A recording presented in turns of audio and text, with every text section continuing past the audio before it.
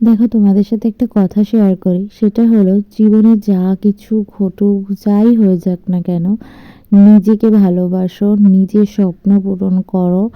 আর বাকি রইলো বাবা, মা, কাছের মানুষ বা আত্মীয় স্বজন যারা সব রয়েছে।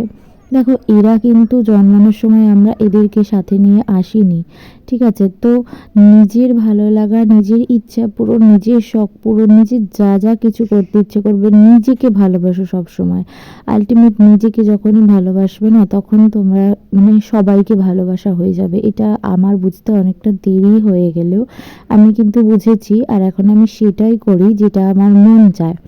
তো আমি তোমাদেরকে সেটাই বলবো, কে কি বললো একদমই কান দিও না।